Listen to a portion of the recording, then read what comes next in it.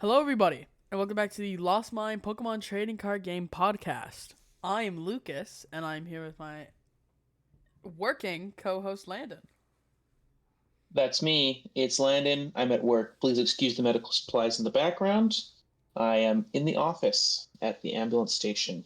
Um, had some downtime to record a podcast. So here we are. W. Yeah, this is gonna be Yeah. kind of maybe common during this month. Um, yeah, possibly. I'll try to record when I'm not at work, but this time it just so happened to have to be this way. Um, I'd have to look at my schedule. I'll probably have to do one more this month in the office, but it's not a problem. I got Wi-Fi. I got my laptop. Only real downside is I have a Headphone worse quality microphone. microphone because I'm just using my headphones. But they don't sound that bad, honestly. Yeah, they So don't. Low key, they sound no, fine. they're not horrible. Yeah, Not quite the $60 Amazon mic, but $500 headphone mic. $500. Hey, Oh, did you what? do that? Did I do No, that? I No don't. way. Wait, does that work for That me? did on its own. No, that's only on Discord.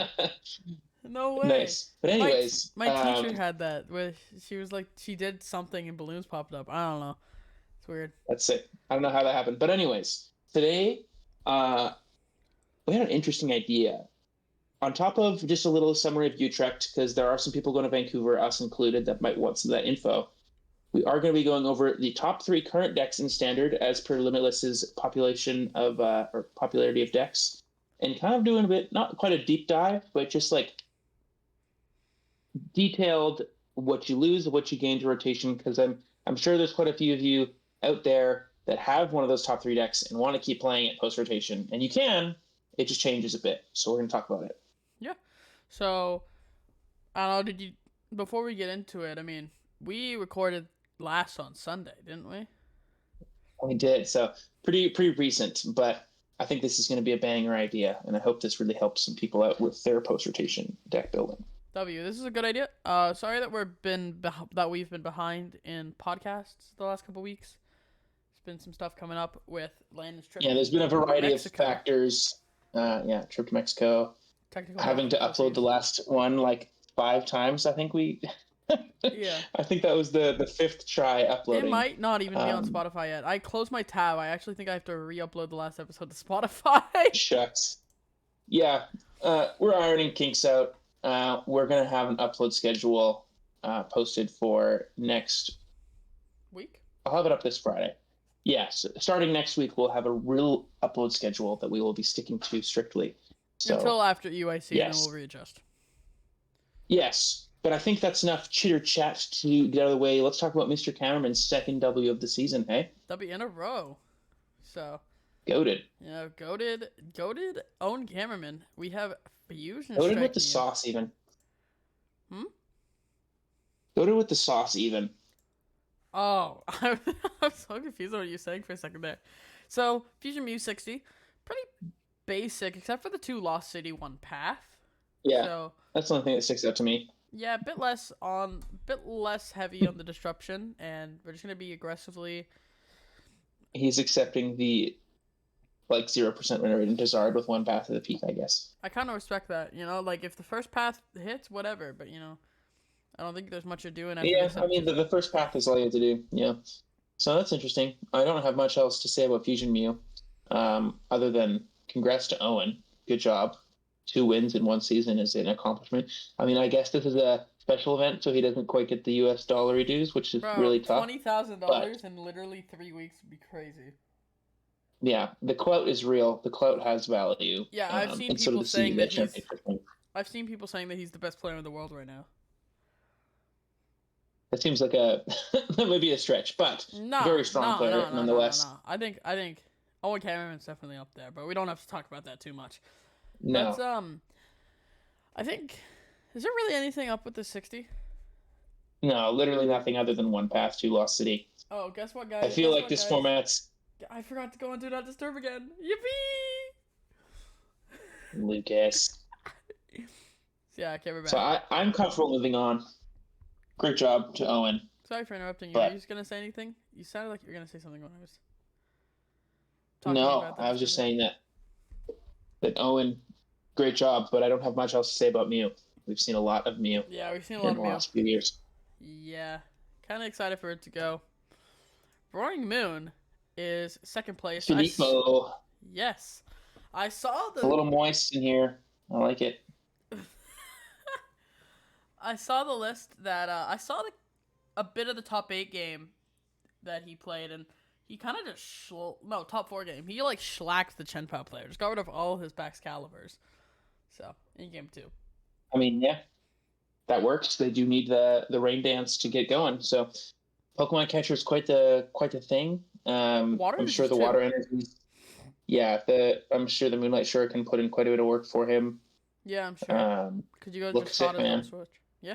I mean, this is a pretty simple list, pretty basic list, except you're playing the water energies. Other than that, this is pretty close to most I think for Pokemon Catchers, yeah, I've been kind of standard now. But yeah, congrats to Filippo. I think the real talk of the tournament is the next deck here. A popular name, but a not so popular deck. Tor Direktlev Charizard box. I can't fit it all in one screen. Like, I have to go back. So I'm sure you must have seen this. It's kind of in the talk of Twitter. Deck. He's playing so many different one-ofs. The only things he's not playing one copy of are 2 Charizard EX and 2 Iono, 4 Rick and 5 Fire Energy. Yeah, 4 and 2 Pop 2 Super Rod. And 4 Yeah, consistency cards. But he's playing like 2 Iono and then 1 Arvin, 1 Worker, 1 Avery, 1 Raihan, 1 Boss, 1 Thornton, 1 Turo, and 1 Peonia. And then he's got playing so many one-ofs that he's playing with Skwovet. He's playing so many one-ofs that he's playing Peonia in a Charizard deck. It's crazy. Yeah, that's crazy to me. I mean, this really does remind me of like the old like Inteleon or Shoeless with like the Galarian Moltres and like the Hoopa and the Metacham and like all those random things. Because like the power of Inteleon was able to find all your one-ups for you. But here, I'm kind of getting the feeling that Tor just wanted to goof around a bit. Because there's no way this is optimal.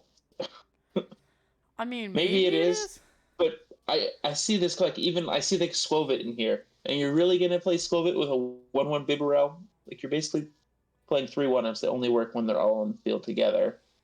I don't know. And then we got the 1/1 Urshifu VMAX with 1 Rapid Strike energy. You're only able to attack once with that thing. I don't know. The one Rapid Strike energy is crazy to me, but I have seen some justifications for Metacham. Like Charizard doesn't always one shot, so then you quick shooting Yoga. No, the Metacham's sick. I'm not saying the Metacham's bad. Also, if you're not looking at the screen, it's also playing a 1/1 Rapid Strike Inteleon line with the Stobble. With the quick shooting and a 1/1 Rapid Strike Urshifu VMAX. Like this is just wild. I have nothing really to say about this other than like good job for winning the challenge, I guess, of playing this deck. I really would struggle to see why you would want to play this many one-ups. Like, I don't know, there has to be a reason. Like, I don't know, you play my theory is Tord just carried himself with playing better and not knowing what to do. And now that this is out the bag, there's going to be people like bringing this to League Cups and just having dumpster fire runs. It's just going to be horrible, I think. I'm curious if anyone brings this to Vancouver. This deck feels like it's going to be crazy hard to play. Yeah, I mean the concept's there. You're just kind of playing Charizard EX Pidgeot, but you're also playing a Rapid Strike deck in the same pile with Bibarel somewhere thrown in there. I feel like I'd even like to see... I don't know. I don't really have any comments on this list. I'm not going to try and play it or Yo, bro, anything. Let's bring this to Vancouver. I'm really okay. I'm so good on that. But congrats to Tor. That's a wild list. That's crazy. It truly is wild. Yeah. Christian Sarnatero. 4th place with Chen Pao. So we're seeing here we have the optimal Frigibax, which is so rare. So rare. I've noticed a lot of people have forgot about this one. Yeah. So that doesn't really matter. But we're playing just kind of a typical Chen Pao 60, like 3 Chen Pao EX. This is not slightly different. Typical. Cross Switcher is not very standard anymore with Iron Hands. That's a little bit out there. I guess, yeah. I guess we're kind of typically playing I really do like Cross Switchers. Cross Switcher is sick. Prime Catcher, though. Prime Catcher's going to be sick as well. Prime Catcher's going to be so broken. Oh, my God. Yeah, congrats to Christian. I don't have much to say about this. Yeah. Cross Switcher's cool. I feel like I mean, we've it's just seen all of these decks so many times at this point that I have kind of exhausted all my talking points on them. yeah, that's true. I don't know. Maybe I'm not for sure that this deck couldn't just cut the Cross Switchers for like a counter catcher and a and like a Iron Bundle, but Yeah, like you can always do that, but I think the targeted gust of cross switcher is obviously very good. oh yeah, true, Um, true, very good. I think it's better if you can fit it. Like it's just the space. Do you want to gain 2 slots for potentially some more like consistency cards or like the extra? Some people are playing like third Bidoof, something like that. But I'm good kind of job concerned to on. Christian. I'm kind of confused on why this is not playing Cologne, but I guess it's just because they're kind of hard to hit No, sometimes. cross switcher is just supposed to be a gust. Yeah, I mean you could play one of Cologne, but I don't think you really have the room with all the cards you're playing. You'd be cutting a consistency card for Cologne here, but. Yeah, true. Go, Like go, Christian. I was thinking third Chen You Pao. go Yeah, next. good job to Christian. Boli, Bali, Bali, Bali Alufin, Bali, I think. I feel like we've butchered that, but that's okay. We tried. Sorry to this individual. Sorry. They're playing TM ahead Evo of Zard. rotation. TM Evo Zard. Like So this has kind of come out as like the top way to play Zard post rotation in Japan, but this has kind of been like on and off played in What? this format. I don't think by any means I that thought it's Pidgeot was the top deck. horrible. People have been playing a lot more Bibarel in Japan. I thought all the things I was seeing was Charizard Pidgeot was number one. Maybe I'm just stupid. I mean, yeah, I like the TM Evolution as it offers something. I mean, okay. It offers turn 1 plays going second, and I mean, You're just way less soft to path as well. yeah, true. Like you're not getting Path Ionoed here like ever really. Oh Although yeah, I there is only forgot. 3 I path forgot the bumps. main reason for this deck. I forgot the main reason for this That's deck. kind was of just wild. path. Yeah, I Yeah. forgot the main reason for this Kind of deck. wild was to see only path. 3 path bumps though. Yeah, That's whack. but I think with the Barrel engine, you're not even that weak to path, so you could just dig for the path bumps more. Because like Yeah, you just have to find it so early though is the thing. I mean, I guess you can like just manually attach to Charmeleon, but the one thing I'm not a huge fan of with this deck is its turn ones kind of suck. Like going first, your turn ones kind of suck. Because of the two. yeah, no cannons. Mew celebrations. Yeah, no Muse EL makes your first turns going first like pretty abysmal. So like going second, this deck is one of the better decks in the format because you just have TM Evolution, Charmeleon, Bib, you know. But like a lot of the format wants to go second into you, so I don't know. It just feels like Yeah, I don't know. It's Charizard. It's gonna be good. true Charizard. Go. I'm not gonna try to say Bali. their name. Boli Sure. something. Alejandro Bax. Is They're this playing the wrong deck. Alejandro? There should be a Chen Pao. What do you mean? What? Her last name is literally Bax. Oh. I was like, what? Nah, I looked at Yeah. this guy's Limitless page. This guy is like a control player for a while. Pidgeotto, like, Control Demon. yeah, just good player playing In the control first deck. top 8. Yeah, Unfortunately, at the non-money event, but good job. True. But good control player Um, playing good control deck, good result. Yeah, this is. I guess there's like Calamus Wasteland is kind of tricky in here. No Mawile, which is interesting. You usually see that in these Pidgeot lists, so you can not get bossed around. I've been liking Like a Snorlax, Mawile a lot in control. Like whenever I'm using Mawile, it's just like, man, this is way better than Snorlax. This is way better than Block. Yeah, it just turns off like one of the most people play more boss than they do switch cards, so it turns off a huge like issue that you'd have with Snorlax. But like they can't then like boss Rotom and then retreat. Being 2 Rotom B here is actually kind of wild. Yeah, I don't know. That I is feel like something I don't really agree with. I don't know. I feel like you can definitely go down to 1, but I mean, I guess if you prize it, You have 4 Arven for Heavy Ball. Like I don't see why you need True. 2. You're never putting this 2 is in true. play. This is true. I think that's a pretty free space, but Yeah, this maybe feels I'm like- wrong. They're the one in top 8 with Snorlax, not me. So Yeah, that's true. You also gotta feel like that's something that I like to think of when making changes to decks. It's like, why didn't this person who made top 8 at a pretty sizable event see this? You know? yeah, I mean, there's like literally you said the guy won with the wrong Frigibacks, so it happens. True. I've been there. I've played a bad card on my list and still done well before. True, yeah. Because, I mean, one card doesn't make or break the entire 60 sometimes. No. And then we Oscar. have Oscar. So, I would like to point out that this... Didn't you say it was consistency Zard? Yeah, Oscar made a tweet saying that this was consistency Zard. Um, and it's playing the same amount of ball cards. The only difference I see is he's literally playing a Jet Energy. he's playing another Artisan. Oh yeah, He's he added also an playing extra ball Roxanne. switch out and a Jet He, Energy. the thing I'm Well, confused about is he also cut a Roxanne. He also cut an Iona for a Roxanne. no. People have been cutting the research from Charizard for Roxanne. Okay, never mind. I'm dumb. Which I kind of get because a very frequent like issue I've had with Zard like mid game is like you go get Iono down to like 3 or 4. Sure, you have quick search, but quick search doesn't find multiple pieces. So like you can Roxanne kind of how like Tina or Last Box plays it because they can't afford to be at low hand sizes. Because then you can Roxanne into quick search so you can like have a huge hand again, True. which I that is kind is of much better sick. than like its birthday card game. Cause No, yeah, I don't mind the Roxanne. There's been a lot of people playing it. Like I've seen like a lot of people from like North America as well that have been trying it out. well, Um, Roxanne seems that definitely actually some. has some very good theory behind it because then they're at a super low hand and you're at a huge hand with quick surge options. So it's not like the Yeah, thing so where it's yeah, not bad. yeah, that's a sick I still idea. feel like I would be inclined to be playing research myself because Roxanne is not an early game consistency card. It's quite the opposite, actually. And sometimes just having the dump draw 7 is like really important. And I don't think Yeah, the Roxanne is going to come up like enough. Where like very frequently I just want something like a supporter I can get with quick search or Luminion that will top my hand up, and research seems like a better way to do that. true because this deck But naturally with Arvins is like playing on low hand sizes in the beginning of the game. yeah, your hand size never grows. Like that's the thing here. That was something that we were noticing when we were playing this for when we were thinking about this for what was it? San Antonio? When you were thinking about this for San Antonio, the reason we got off Oh of yeah, this was yeah, we just weren't.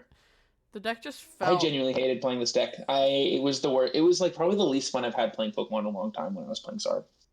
because yeah, it was just like a lot of I don't know. I didn't particularly enjoy it either, but I just thought it was an insane meta call with the justified gloves because not everyone was playing it at San Antonio. But then like Yeah, Azul won with it, and then it all caught on. But the deck just felt so like I don't know. It was also bricking a lot for me. That's because I was playing like Minior at the time because I thought Minior was so worth. And yeah, like me too for like a week, and then I realized that it actually was so bad into Snorlax that it made you lose more than you won with it. But anyways, I feel like we spent enough time on this Charizard true, list. true. Brent with Brent playing Giratina. First thing I noticed is the Spiritomb in this 60, which I've been liking because a lot of EU events I play. love Tomb. Yeah, Tomb's really good because a lot of tournaments play a lot of Mew, and that's not even the main reason. Like this deck just loses to Mew without Spiritomb, and Spiritomb then makes the matchup like probably favored. So Yeah, I haven't played Tina since like the beginning of this season. Like, well, I've tested it for events and stuff, but I haven't like played it to like even like a League Cup or a challenge or anything. But one thing I've never changed from a Tina list I've tested is cutting Spiritomb. I've had Tomb in my Tina list for like 6 months yeah, Tomb is so sick. because it's very good. Yeah, It takes like you're saying your Mew matchup from being horrible to like so free, because you just put Tomb and Pass the Peak down at the same time. and Same then thing they as how go Arceus wow. just slacks Mew.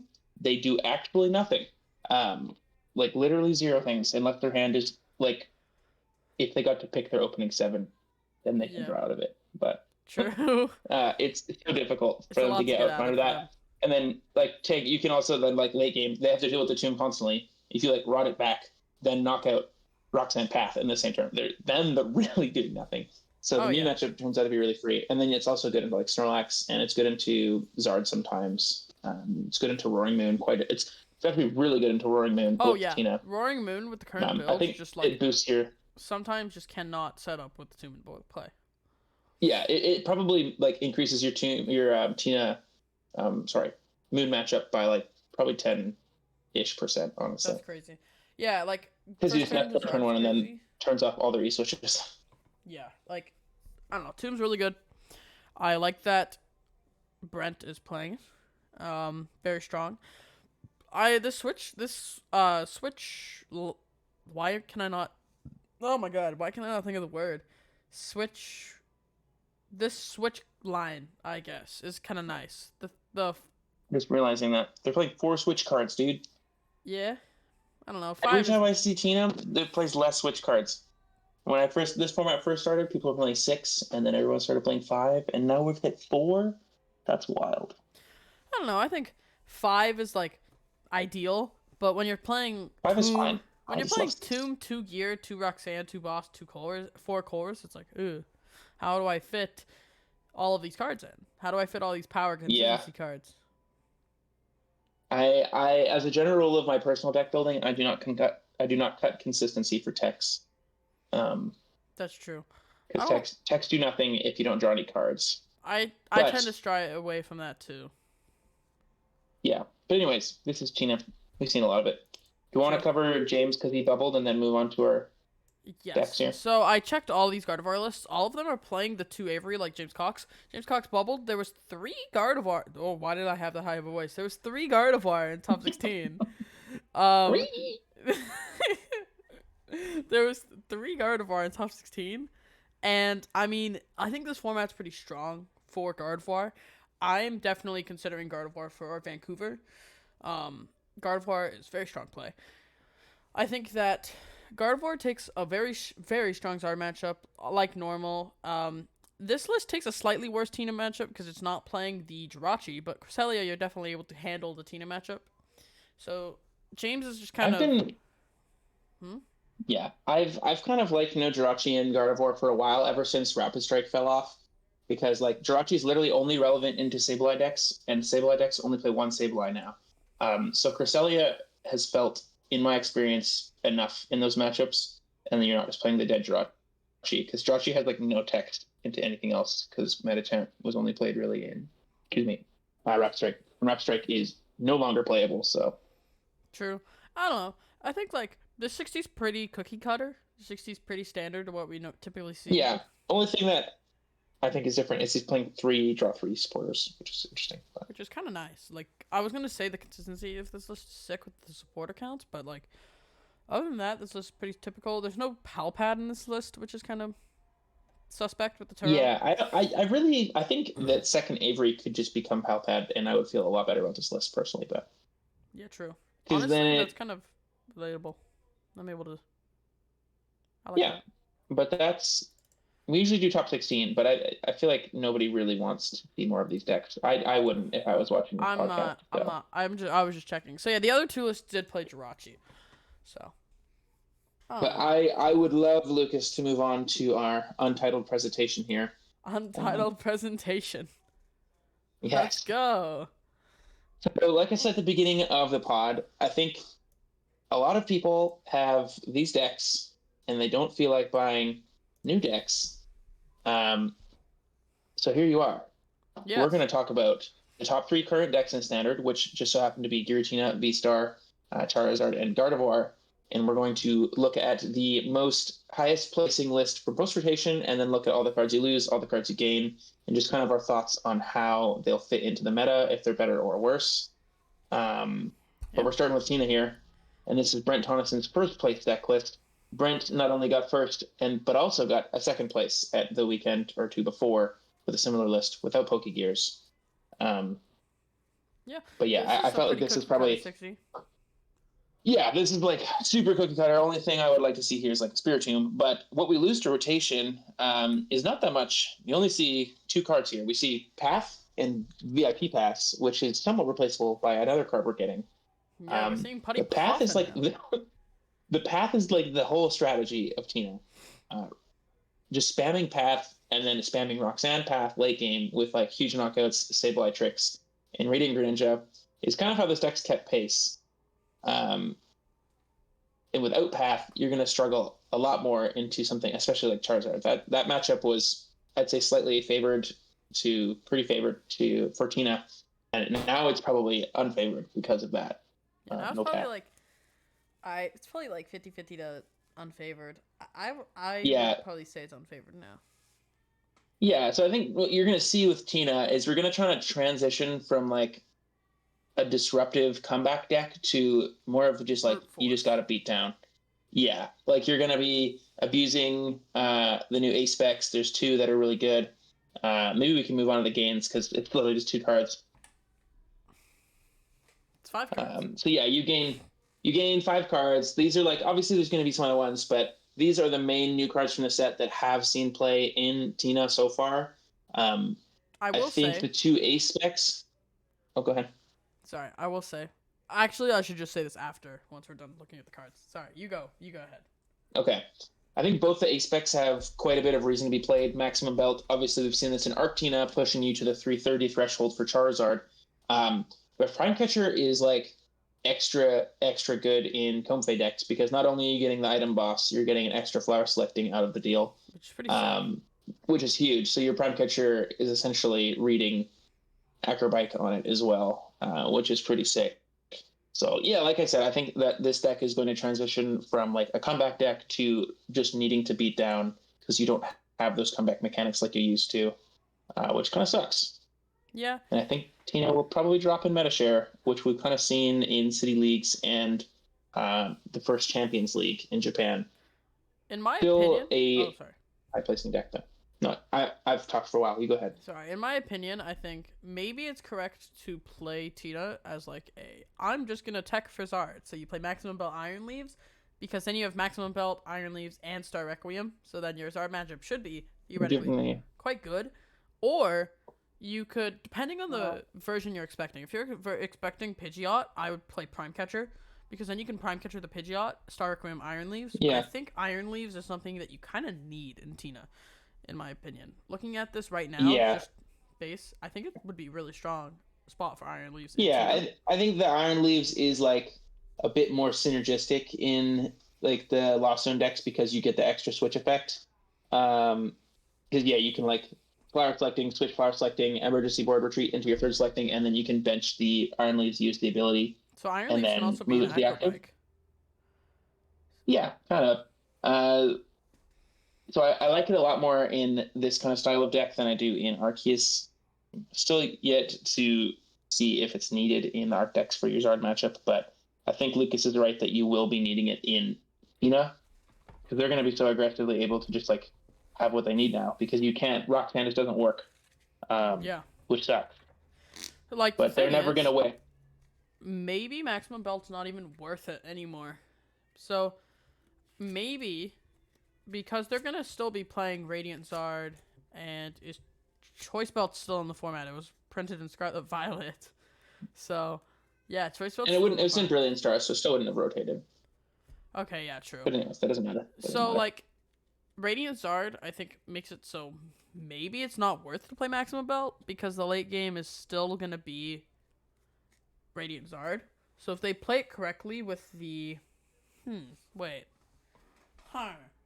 so in Pidgeot, maybe it's worth it to, maybe it's just better to play Prime Catcher, because in Barrel, you're Yeah, just gonna go Zard, Radiant Zard, and then you can't take a 2-prize turn.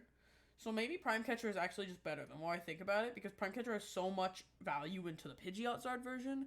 So then you can go Prime yeah, Catcher, Pidgeot, Iron Leaves, and Star Requiem, and then the matchup's probably, honestly, at least 50-50.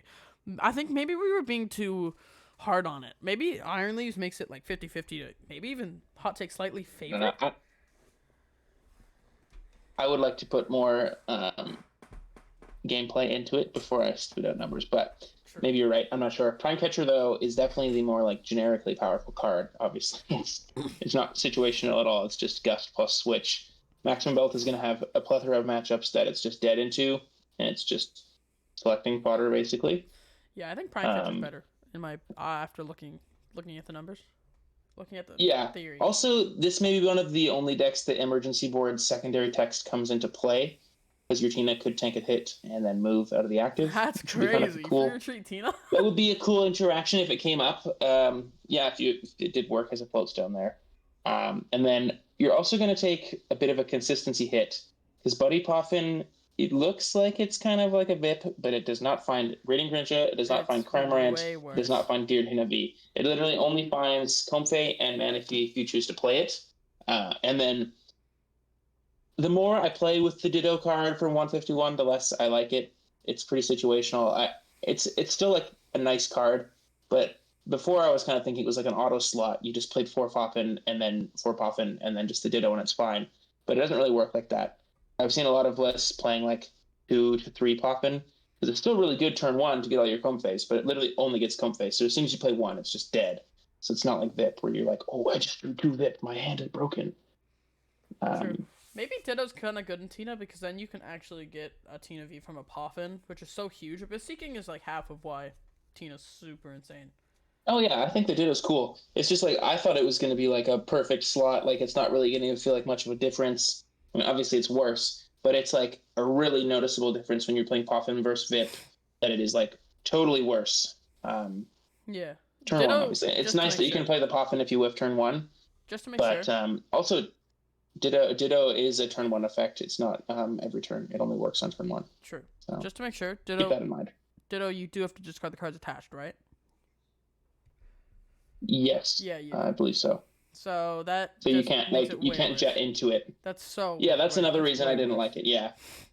Um, Yeah. so yeah, the Ditto, the more like in theory when I first saw this format, first saw Pop, I was like, oh, perfect. But yeah, it's not the best. Not perfect But I at think, and all. the next slide is the top 16 list from the Champions Fukuoka. League in Fukuoka. I don't know. Fukuoka. I should know this. Like I can speak okay Japanese when I try, Yo, say so something in that's weird that I Japanese. can't pronounce that. I don't know. Ohio. What? Okay. Sigma male.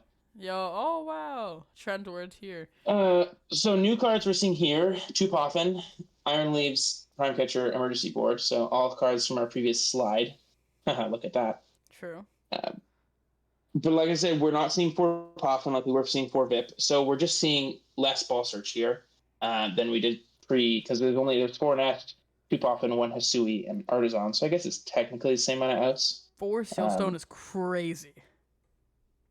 I don't think it's that crazy. We saw Sealstone in a successful list this format. No, yeah, I There's a know. lot of It's just matchups insane. you don't need Star Requiem in too. So the Forest Sealstone is True. totally fine. Maybe that actually does provide a lot of value.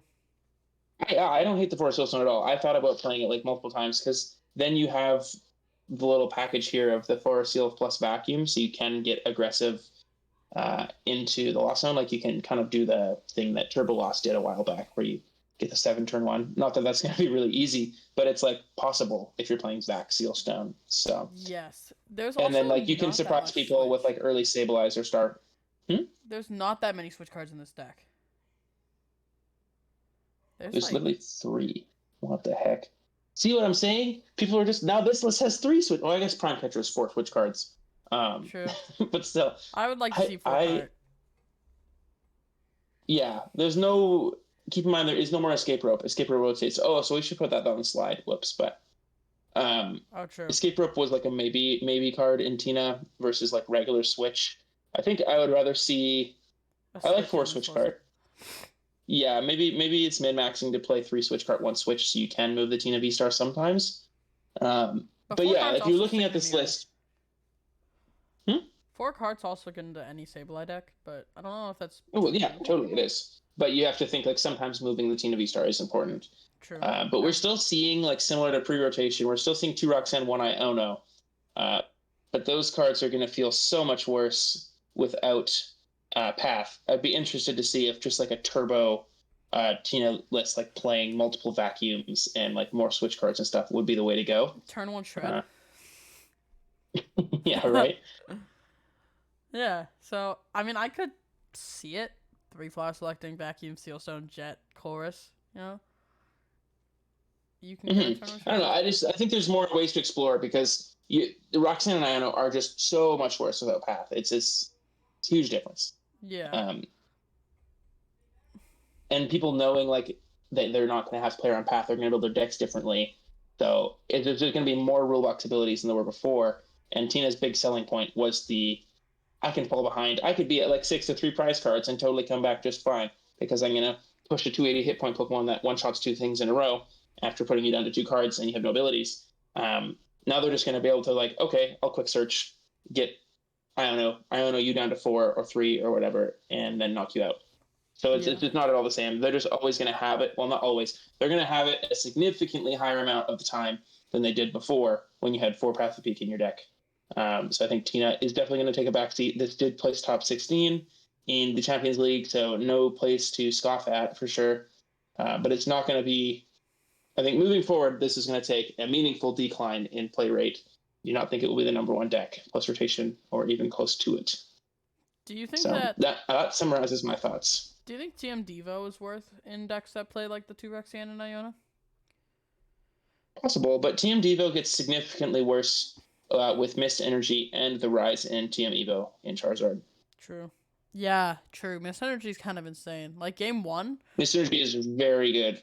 game 1 you can That's still a show. card people are sleeping on somehow. Yeah, people are still sleeping on it in Zard. Like there's still not one Miss Energy in your Zard lists. I think that's just an auto include. I don't know how you're playing without it. So I don't know. One Miss Energy seems broken, but yeah, that's really all I gotta say about it too. I like the Iron Leaves in this deck. It kind of gives you like outs into Charizard Pidgeot, where if you draw perfectly, like you can definitely do stuff. But I don't know. Yeah. I feel like the Charizard matchup just gets so much worse. So much worse without Path. Like you need to hit so much Totally. into their constant Ionos, and it's not like Zard where you have a Pidgeot every turn or a Bib. Like you have to get so much off of Ionos. Like Ionos kill you still. You know, like Ionos are so damaging. Most definitely. So I don't know. Shall we? Yeah, shall we? Ugh. Man. Next is Charizard.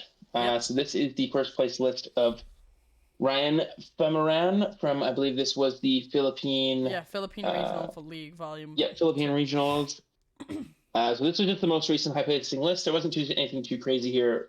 Usually the more like North American, European lists are playing for Arvin, but even then I couldn't find really any for Arvin lists that weren't from Knoxville or after Knoxville, which is pretty far back. Yeah. But Charizard, it does not lose much. From this slide, we see losing level ball, which has kind of lost its place. Like I think a lot of people have been transitioning back to 100 HP Charmander or Charmeleon. And then we're going to lose VIP, and we're going to lose Mew from Celebrations. You But lose less cards VIP, than Tina. Losing VIP is not as big of a deal to this deck as it is to Tina because of Poffin. Not at all. So Poffin finds basically everything except Rotom-B that you would want turn 1 in this deck. In my current Charizard list, the one we posted on the channel as well, we just kind of up the nest ball count, so you're more able to naturally just search the Rotom out that way.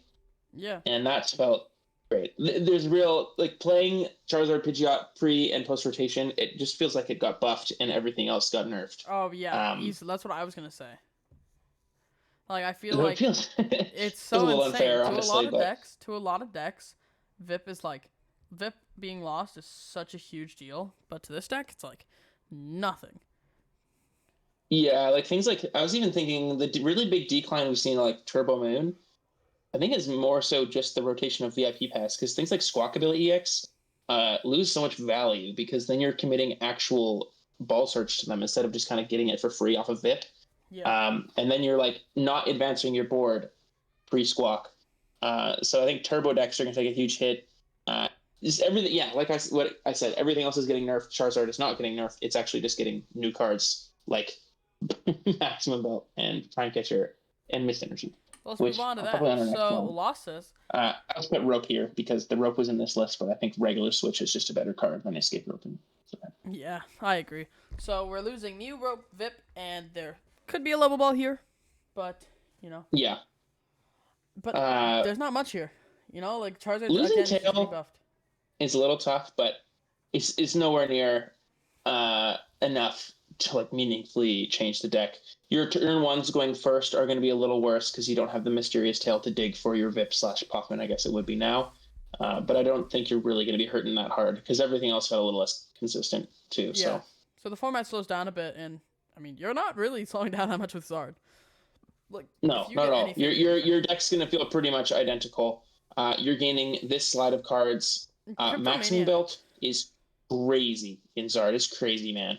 Yeah. The whole strategy of Zard before is like, oh, perfect. They're stuck at 180 damage. A lot of decks could just kind of sit there, set up damage, and then take a knockout after they've kind of set up a couple Zards or set up some stuff. But that's not all an option anymore. They just go straight to 230. It's so crazy. Yeah. Like if you're playing something like Chentao or Miraidon or Moon, you're just not safe, man. They just instantly kill you, and it's like. And then that's just the early game. Like mid game, you're able to go straight from 210 to 260 on. So if they've taken even one prize card, you're going straight to that number. You're going to be able to other Charizards at 4 prize cards. Yeah, These Yeah, numbers on this are nuts. The biggest one I think is the 180 to 230. That's like the biggest like that's the big OGs. That's wow. crazy. But it's also like But crazy, as this is now just taking the spot of Justified Gloves in Charizard lists.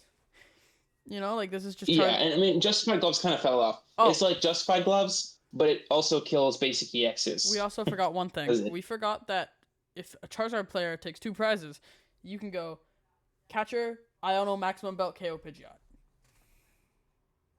Pidgeot. Oh yeah, yeah, because Pidgeot's an EX. I don't know why I thought about that. I didn't think about that, but yeah, it pushes you from 240 to It's 290 insane. on Pidgeot. So So it pushes yeah, you to meaningful numbers at any point in the game.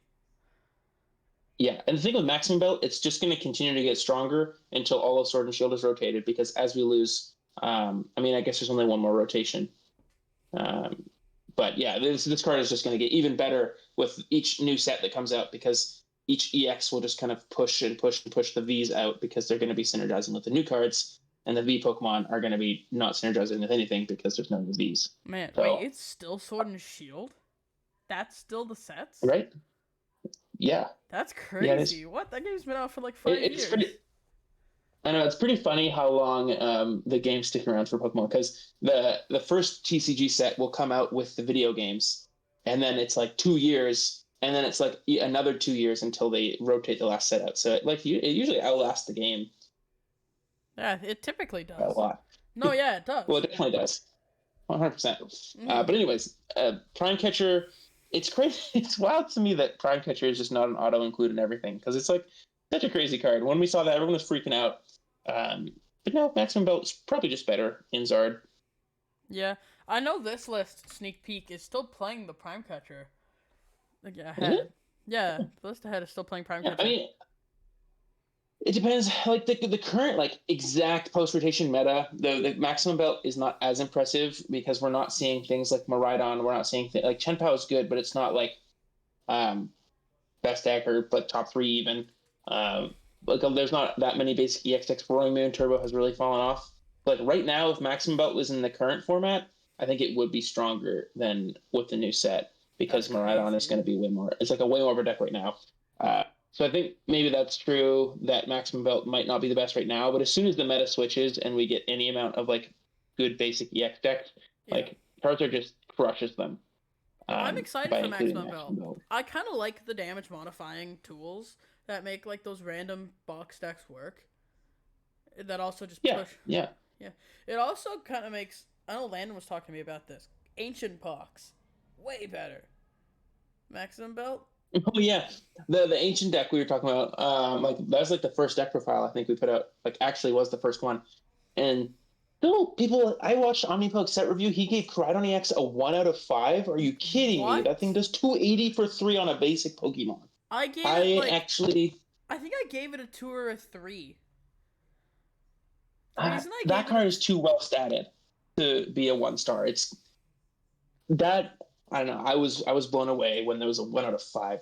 Shout out Like, OmniPoke. Your content's great, but that's an L take, man. 280 damage literally KOs a Pidgeot out of the blue, and Maximum Belt KOs a Charizard. That's Yeah, crazy. but this is about the Charizard deck. We should stay focused. Okay, Cryptomaniacs is really only strong in the barrel versions of the deck, but it is kind of Nah, a dude, potential quick inclusion. search for Cryptomaniac. Broken. I can't even. I don't even know how to flex because I like don't flex ever.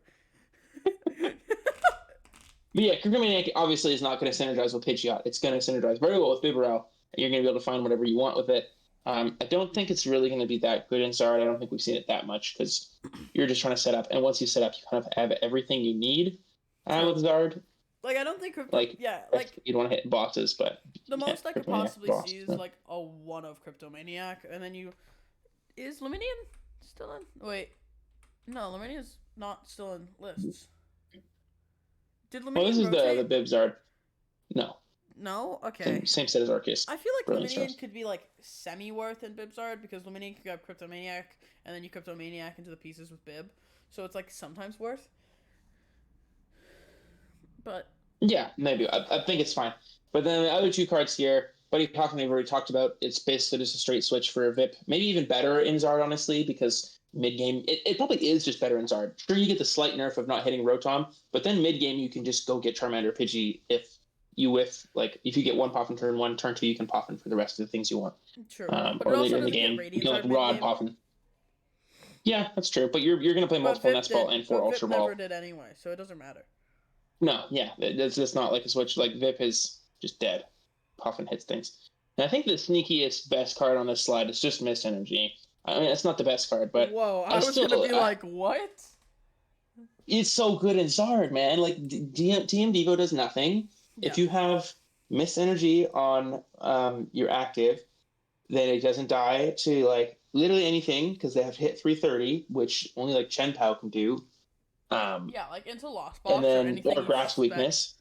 Into Lost Box or anything you suspect to be playing a TM Devo, you can actually just attach the Mist Energy to your Pidgeot. Like, when you have a bit of downtime, you can attach the Mist to your Pidgeot, and your Pidgeot is safe. Yeah. It's insane. I also really like it in Bibarel Zard because you can't Lost Mine your Bibarel. I like this in like the Arceus decks too. I think that's a very common line, and I'd like to even maybe include Second Mist in Arc at least, probably not Zard. Why would you want it in Arc? Mist Energy is like, it's just hard to hit. The math that you're trying to get. We played like 3 V-Guard in our Toronto list and like 2 V-Guard, 2 Jet. It's special energy to fine. But being able to miss your Bibarel is huge to me. And that feels wonderful. Like, it's huge. I think a one-of inclusion of this card is so good into a lot of in Zard, it is probably only ever going to be one of maybe 2. But I could even see playing 2 Mist and just cutting Jirachi because that's probably that in Bibarel Zard. I'm not saying you're going to do that. I'm saying I could see it. Oh, okay. I don't think it's in wild. Bibarel Zard you maybe could. Because missing a Bibarel feels very good to me. It has exactly 120 hit points. It's just fiending to get knocked up by Lost Mine. But they just can't do it, man. They just can't do it if you got a sneaky little Colossus energy on there. And then you can't get Requiem'd, you can't get Gouging, you can't get Depoed. And then you can't get cheesed by, like, Thundershock Heads or whatever.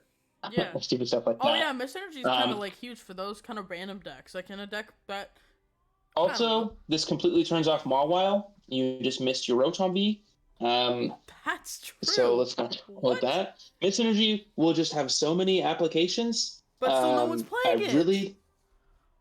I think what I think is happening is the good players are just not talking about it because they're going to slap 1 or 2 copies in their deck and they're going to win EUIC with it because it's so good. That's my theory. Why no one's talking about playing Mist Energy in Charizard. That's great. That's a crazy tinfoil hat conspiracy theory, bro. Maybe it's conspiracy theory, but I just think you're capping if you think Mist Energy is bad in Zard. And not conspiracy theory. There's definitely logic to it. And then our next slide here is the top 4. This is Bibarel. Bibarel, I'm quite certain in the statistics that Bibarel is more played than Pidgeot right now in Japan.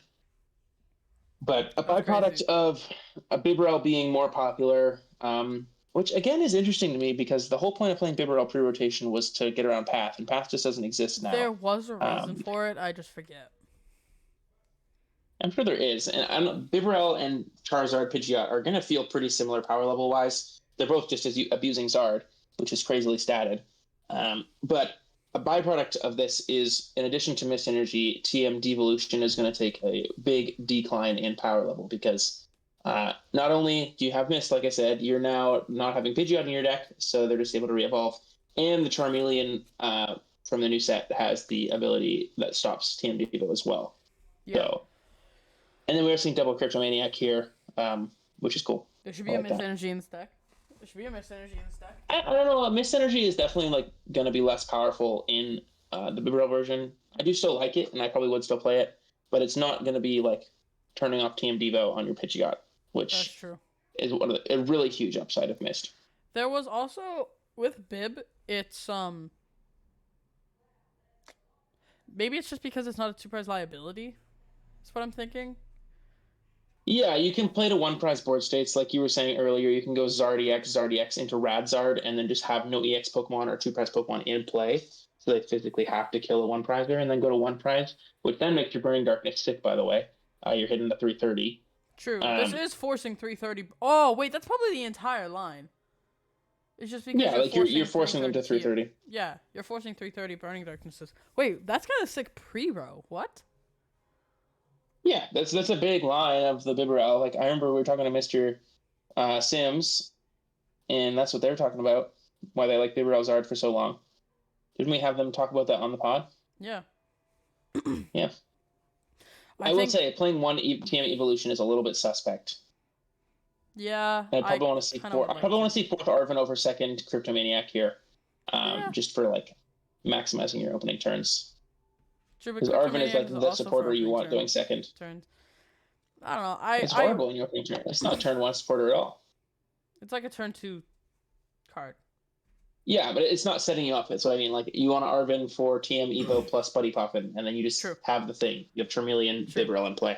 Yeah, that's one of my favorite things with the new format. Is there's so many decks that just go Poffin, TM, Evolution, attach, Evolution. Yeah, it's lit.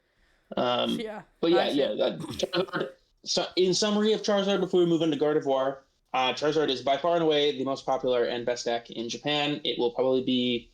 I see no world where it's not the most played deck in EUIC and probably the most successful. I would not be surprised to see it win the event, top 8 multiple placements.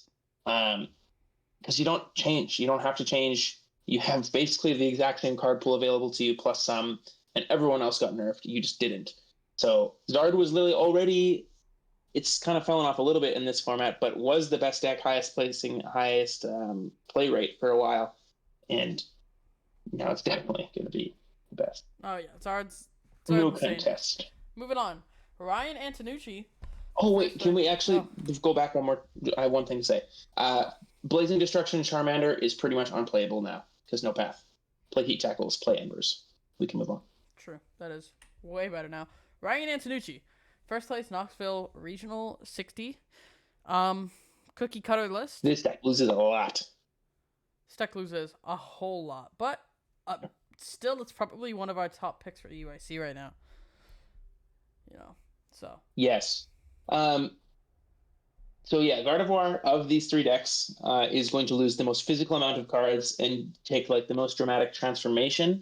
I'd argue Tina has to transform quite a bit as well, but it's not changing the amount of cards that you do here. So here, if we go to the next slide, boom.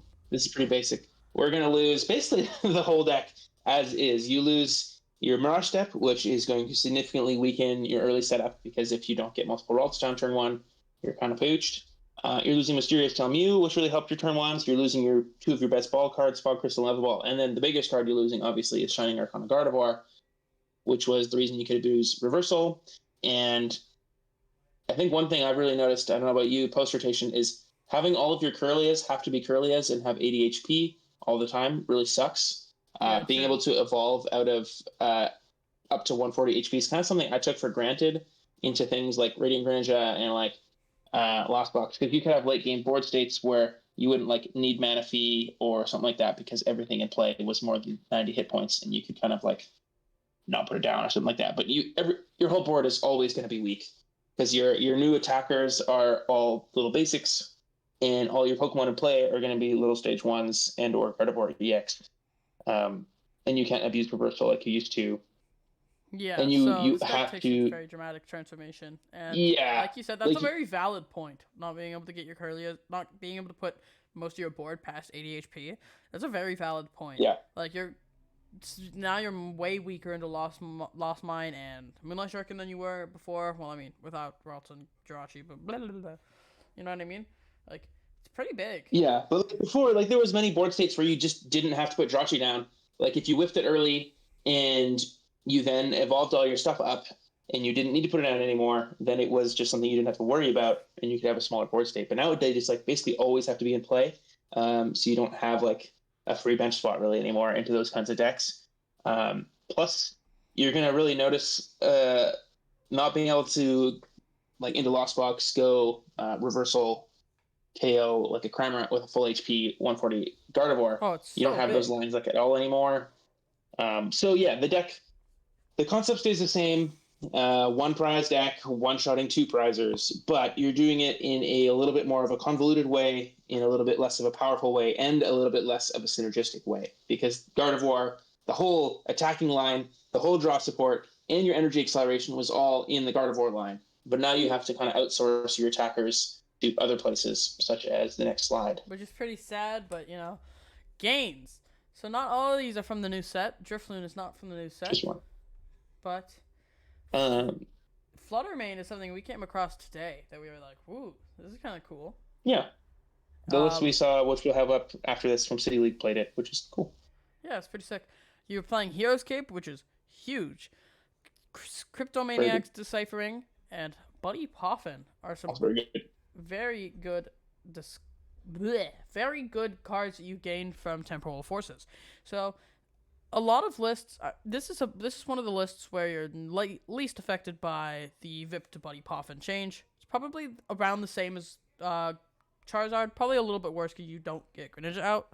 But this. Yeah, very frequently you're VIPing for a Greninja. Oh yeah, like Buddy Poffin is worse for Gardevoir for sure. Slightly worse for Gardevoir for sure. But you're also fine as it grabs your Drifloons. Like I've had multiple games. Yeah, I think it's definitely better because like mid game you're the Buddy Poffin for your attacker. But true. It's probably anyways, continue what you're saying. Overall, same or better. Fluttermane's pretty sick. As you're going to see here, there's a TM evolution line that you do a lot of the time with Gardevoir, and Fluttermane is just that. Like, you can put it in the hour. Oh my gosh, you can put it in the hour is what I was reading the ability. You can put it in the active and have Witching Hour Flutter, which is not the name of it, actually, when it's going to come to English. It's very sad. Witching Hour Flutter is such a sick name, but it's not RIP. You can have a Witching Hour Flutter in the active, lock all your opponent's active spots abilities, and then just go TM Evolution, attach, do it. So it's a very good Pokemon to set up into the active. It's quite disruptive, as like it completely shuts off Lost Box decks.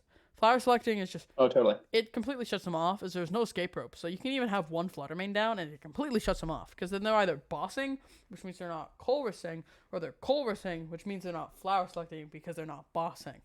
So... it's pretty insane. Like, it's just a nice card to have as a byproduct. It's also good into Chien-Pao, because shutting off Shivery Chill is so huge. Totally, yeah. It's going to have, like, more upside. It's going to feel, the best into Lost Zone, because it just literally shuts their whole deck off. Also better than Klefki, because it does a meaningful amount of damage with its attack. So, just 10. Like, Klefki did 10 damage, which is never killing anything, but Flying Curse, you're killing Comphase, you're killing Sableye. And then you could maybe set up a Cramorant with the 2 damage counters and then get to 110. But the Fluttermane was just a cool tech that I saw that I think probably actually worth playing because it's going to help shore up the Lost Zone matchups, which are historically pretty awkward for you. Fluttermane makes the matchup probably at least 50, probably 50-50 to slightly favored, because you're going to have an entirely set up board. Like, that was the thing. When I was playing Klefki Hatterene in Lost Box, do you remember that? I played Lost Box Klefki I do remember you playing the Hatterene V in the Klefki, and I do also remember being like, that was the regional I won. That's when you played that. Yeah. Maybe I should play Klefki Hatterene EUAC. No. And you'll win. Fluttermane literally is Hatterene and Klefki in the same card. Because what did Hatterene do? 80 damage? This does more damage than Hatterene. It was so whack. I cannot... it was so good for that event. I was crazy. But there was, no loss. I hit, 2 Lost Box, I think. And it did win me those Lost Box. I maybe hit 1 Lost Box. But then you would You're you would go Klefki. You would go Klefki. And then you would have a Hatterene V on the bench. You do 80 going to Klefki, 80 going to Klefki, 80 going to Klefki. So broken. But yeah, Fluttermane, sending off their abilities are so huge. Past Fluttermane, the main structural change is going to be switching from Zacian V / Brainwave Gardevoir over to little Balloon Blast Drifloon. Do you want to go back? Which you'll see in this. Yeah, we'll go back for a second just so we can finish talking about all the cards on the slide. Balloon Blast, for viewers, has 30 damage for each damage counter on this Pokemon. So in combination with something like Bravery Charm, we can get up to 300 damage, which isn't quite enough to KO something like Charizard, but you can go to Hero's Cape and or something like Moonlight Hill to push you to the extra 10 because you can get the extra damage counter on here. I forgot to say, I should read off Fluttermane's abilities to the listeners. Witching Hour Flutter is as long as the Pokemon is in the active spot, your opponent's active Pokemon has no abilities except for Witching Hour Flutter. And then for 3 colors, it does 90, and you put 2 damage counters on your opponent's bench Pokemon anyway. So you're setting off Comphase and doing damage to them. Let's go back to Drifloon, though. Yeah. Drifloon is now your one-shot option. Like, Brainwave was able to pretty easily reach into one-shots on things like Zard. And Drifloon will also be able to do that, but the big weakness that Gardevoir is going to have is Lost Vacuum, because you're going to be setting up your Pokemon with the Bravery Charms and stuff, and they're going to have more than 70 damage on them. As soon as your opponent plays a Vacuum on that tool, they just knock you out, which is pretty rough, man. That was never an issue with Gardevoir before because the damage modifiers were based off of energy on this Pokemon, whereas this is based off of damage counters on this Pokemon. Which does so it's not even like you could. It's not even like you could like Moonlit Hill, heal yourself down below 70 and then knock out, because it's based on damage counters. It's not So energies. Lost Vacuum's pretty bad. Lost Vacuum's pretty bad for us. Yeah, that's been the new issue we've encountered with Gardevoir. Like, Gardevoir still feels very good, but if everyone's playing at least one, some lists I've seen, many lists even I've seen playing 2 Vacuum, then you're pre-cooked. Yeah. If they have 2 items that say take a prize card. So that's the thing holding Gardevoir back right now, I think.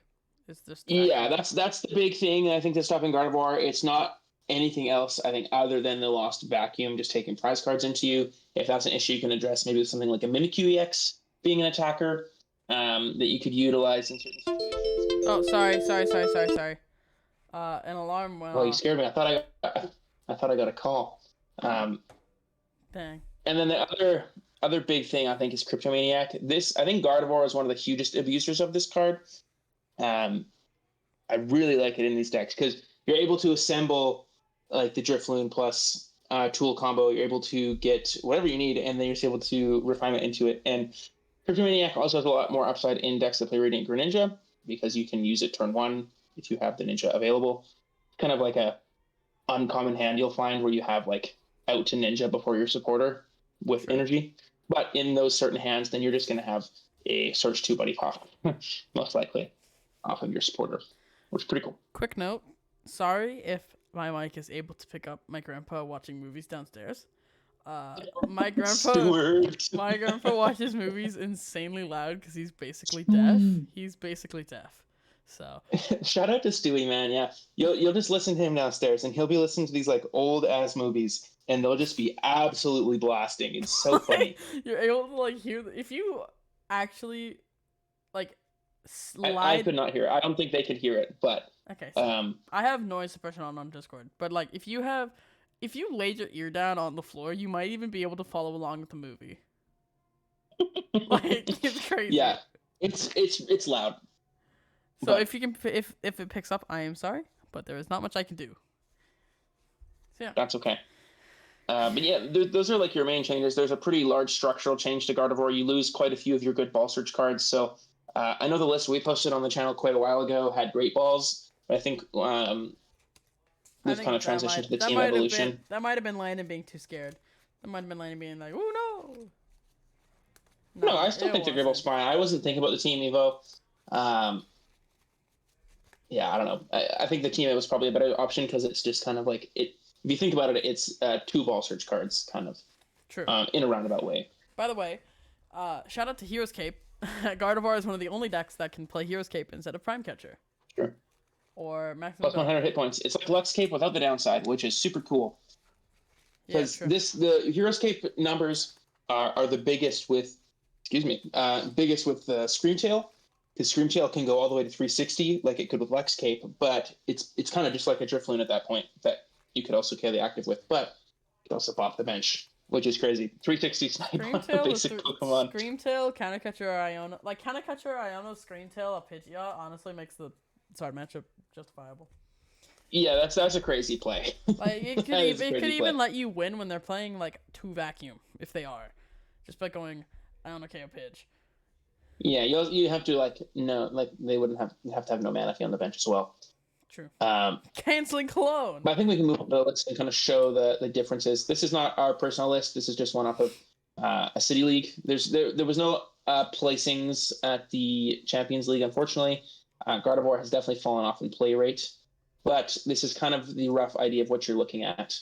So, like I said, there's the team Evo here. There's a couple different tools. Um, this one's playing Lumineon v4 Steelstone. I don't think that's especially necessary. But it's also not bad. Like going second, then you could just Ultra Ball for Lumineon and get your Arven, which is cool. Yeah, like going second, you can Ultra Ball from the Minion, Arven for Poffin Team Evo, and then go attach Team Evo. So, kind of sick. I like the 2 Flutter Mane, because you actually love starting Flutter Mane in this deck. Like, you would love to have Flutter Mane interact with Pokemon. Yeah. Also, the Mimikyu would be cool for holding Team Evo. I don't really think you should play Mimikyu in your Guardy deck because you're trying to one-shot them. What are you trying to just sit there and do 70 damage for? But maybe it walls certain decks out completely. Like, I think you completely lock Goldango out, do you? No, they have Cologne and Radiant Greninja. Clone. Yeah. I think another big difference you'll see in Gardevoir lists is pretty much every Gardevoir list played at least 12 energies, and now like most of those lists I've seen are playing 8. I'd probably like 9 personally. I probably like having the physical kind of energies because what do you need for Balloon Blast to KO? 6? Is it 6? No, it'd be 6 to KO anything. Yeah. So I guess that makes sense. But then something like Scream Tail, you're never going to hit 360 in this deck. Like you physically can't because you'd need 9. Did that math check out? Or am I wrong? Yeah. True. Yeah, that kind of even justifies 10 energy. Yeah, I think the list I posted on the channel was playing 12, but that was crazy. 12 was too many. But I would like to see at least 9. Wait, no, 8 works. 8 works. Does it? How? No, because 8 times. 8 times. You're not trying to do 330 into the matchups you're doing 330 into. Because, like, kind of control Iono, you're carrying Pidgeot, so you need 7 for that. So maybe. Yeah, but then again, 9. Like, you're going to have. I would like to see 9. That would be my hope, because then you're also playing 8. You're going to run out of energies to concealed cards away pretty quickly, because you're incentivized to bin the energy first because you want them in the discard. And then if you're refinementing away your energies, it's going to really take value away from Radiant Greninja. I've also seen a couple of the Gardevoir lists on City League that just weren't playing Radiant Greninja at all, which seems like something you shouldn't do.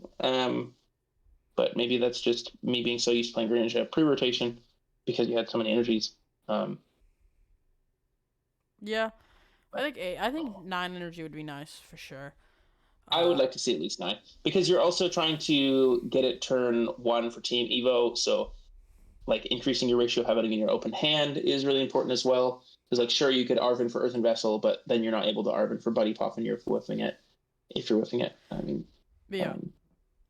Like, this is crazy. Yeah, I've pretty consistently seen 8 energies in Japanese lists, which I would like to see at least 9. Because then again, if you prize multiple energies, you're going to be really handicapped as well. True. That's insane. The fact that we're playing 6 Pokemon that are not in the Gardevoir line that are psychic Pokemon that can be attackers, like we've never seen that in Gardevoir. No, it's literally been like one Zacian V and then Brainwave. A Screamtail. And then Screamtail, obviously, yeah. And then you played like Mew, Cresselia, Jirachi, and then you would just play a lot of support / attack mons. But now this is just like only attack and setup mons. So I guess it's kind of the same, but it's different. The only attacking presence that comes out of your Gardevoir line is now Gardevoir EX's attack for 190, which admittedly is a pretty usable attack that you do use quite frequently in the deck. Yeah, losing Brainwave is huge. It's also like kind of invalidates playing Cresselia a little bit because Cresselia was so good because you could spread your energies around and then evolve and attack with the Curlies with the energies on. But now they're just kind of stuck in play. I was playing Cresselia in my Argari list that we uploaded like a while ago, but that's because I was also playing 12 energies, so you could kind of afford to spread them out a bit more. But I think 12 is whack. It's too many. Wait, you played Mimikyu? No, I was playing Cress in my original post-rotation guard list. Okay, yeah. Sorry, I zoned out for a second. Yeah. Cress is like pretty... Yeah. Yeah, you're not able to spread out energies that much with this deck. Because to like 120 with a barrel, you need 6. But then like to do... Even if you're spreading out 4 for a 80 snipe, that's just not enough, you know? So pretty crazy. So the less amount of energies, just the worse Cresselia is. And I don't know, this list seems pretty nice. Like this list seems pretty good. Yeah, this is definitely not like the 60 I'd be playing. I'd be definitely cutting Mimikyu. I'd probably only want one Flutter Mane if I want Flutter Mane at all. I haven't played that card yet. I just saw it today in these lists and thought it was cool. But yeah, I would definitely be playing for Iono for Arven if I'm playing a Team Evolution. I'd probably be playing maybe 2 collapsed. Maybe, or maybe a Turo. I think you can pretty comfortably cut Lux Cape for second Bravery Charm because you have the Heroes A spec. And you have 2 Counter Catcher. That's pretty good. So yeah, But yeah, like, the there's a only lot of thing changes. yeah, quite a few changes. I don't think you really want to play Lumini on Forest Seal Stone. Maybe you do, maybe you don't. I haven't really felt that's needed so far. I don't know about you, Lucas, but No, yeah, I I haven't haven't really really needed. been feeling for Lumini on. It's a pretty big liability in this deck because you're trying to present one prizers And all there's the no time. Turo. Well, yeah, I mean, you just collapsed, but It's hard to bench. I'd also like to maybe explore a couple of the. I guess no, Cryptomaniac and Arven kind of compete for the same spot in your deck. I wouldn't mind seeing like one Cryptomaniac here, but again, you'd have to find space for it. So that's always the fun part of that equation.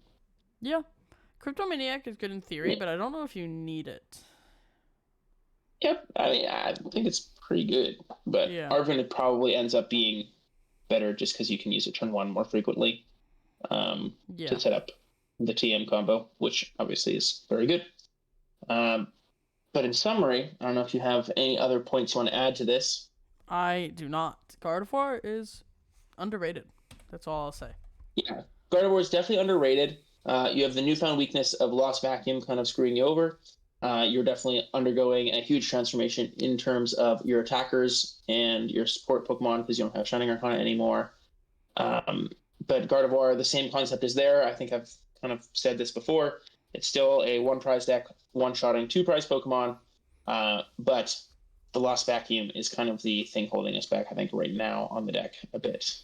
Yeah, so it's still doing what it's meant to do with its 1 prize knocking out 2, but just a little bit less effectively than it was last format. That's okay.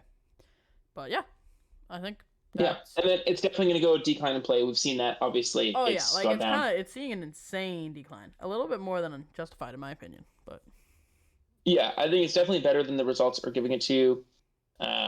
But of these 3 decks today, it's the one that's going to see the least play. At least off the start. Maybe we see a really good result at EUIC for it, which I would not be surprised by. Yeah. But yeah, I think the Charizard's the only one going up. Tina is going to go down. Gardevoir is going to go even more down. But Charizard is just the absolute hugest winner of rotation by a long shot. Oh, it's not even close. Expect to play against Zard. Yeah, not even close. Zard is by far away. It's like twice as much play percentage as anything else in Japan right now. I think like Zard is at like 24 or 25% if you combine both variants. And like the next highest deck is like 10 or something. So that's insane. It's like dominating, like big time. So it's like that's like Lugia Silver Tempest numbers. Yeah, that's more than Lugia Silver Tempest. Or I guess maybe Lugia had a couple tournaments was almost 30%, which is crazy. Yeah, that deck was broke. That deck was crazy. Yeah, playing that deck. was insane. But Lucas, do you have anything else to say on our episode today? Not really. Today was a good episode. I think it was. I felt this was quite informative. I was happy to talk about these decks. More so, really happy to talk about Gardevoir because I think we're some of the only people in the community that are kind of interested in it and kind of hyping it a bit. So, yeah. So, but unless you have anything else to say, I'll hit a quick outro for our friendly people here in the audience. Thank you so much for listening to yet another Lost Mine podcast. Sorry again for the disruptions the last couple of weeks. I was on a bit of a vacation with poor, terrible internet connection, and then we had such a hard time uploading the last one for some reason. It's still not even fully uploaded. We uploaded the unedited version by accident, and then like I was halfway through uploading, and then like my computer didn't crash, but something closed and it stopped uploading, and then Lucas uploaded it, but then again uploaded the unedited version. So it was just like a whole thing. But it's okay. We've moved on. We're okay. And we don't have to do any editing for this episode. So yippee! Yes, we didn't mess it up. The reason I had to edit it last week is because my Wi-Fi crashed and my whole computer disconnected, and it was terrible. And nothing like that happened this time, so we're all good. 8 a.m. upload on Wednesday. That'll be the normal moving forward, unless we see anything unforeseen. I did not drop the upload schedule yet because we're still kind of fine-tuning it, but there will be an upload schedule with consistent videos coming out every week. Hit the upload. At least 3. Yeah, we're gonna be doing at least 3 non-podcast episodes a week and hopefully a little bit more than that when we have time to do extra. I think 3 videos a week is pretty attainable for us to consistently have coming out. Yep. An amount of consistency and able to continually be improving the content. But yeah, appreciate all of you for sticking around. Hit the outro. Yes, please leave us a 5-star review, like, subscribe, comment, do all the fun stuff. You've been listening to the Lost Mine Trading Card Game Podcast. Lucas is currently mewing for the screen. Thanks so much for watching. Take care, everybody. Bye-bye.